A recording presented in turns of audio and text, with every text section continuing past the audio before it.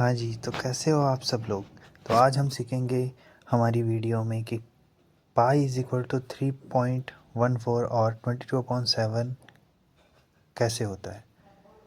तो आइए शुरू करते हैं। जैसे कि हमें पता है कि पाई का जो सरकमफ्रेंस होता है, जिसको हम सी से डिनोट करते हैं, तो वो होता है हमारे पास 2πr।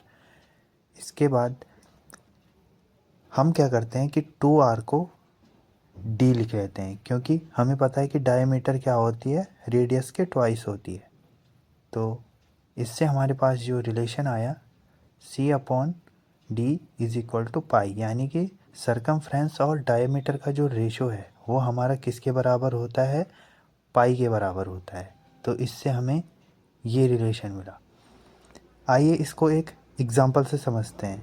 जैसे कि हमारे पास है सरकमफ्रेंस एक सर्कल का 31.4। तो अगर मैं इसको 10 से डिवाइड करता हूँ तो हमारे पास किसकी वैल्यू आ जाती है, पाई की वैल्यू आ जाती है। यानी कि हर सर्कल का सरकमफ्रेंस अपनी डायमीटर के डिवाइड करने पर पाई की वैल्यू देता है। इसे एक और एग्जांपल से समझते हैं। जैसे हमने अभी लिया एग्जांपल 68.8, यानी कि हम इसको डिवाइड करेंगे 20 से,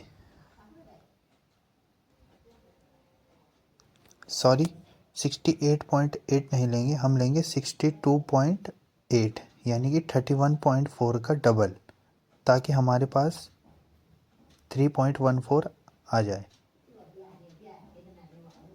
तो 62.8 को 20 से डिवाइड करने पर हमारे पास क्या आ गया, 3.14। यानी कि जब आप किसी भी सर्कल के सरकमफ्रेंस को डायमीटर से डिवाइड करेंगे तो वो पाई की वैल्यू देगा।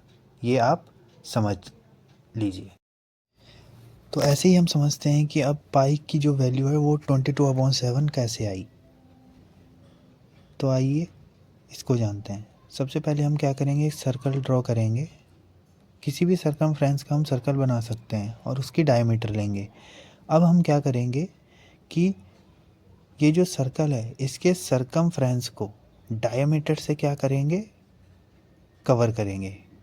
तो पहली बार डायमीटर ली तो सरकमफ्रेंस इतना कवर हुआ।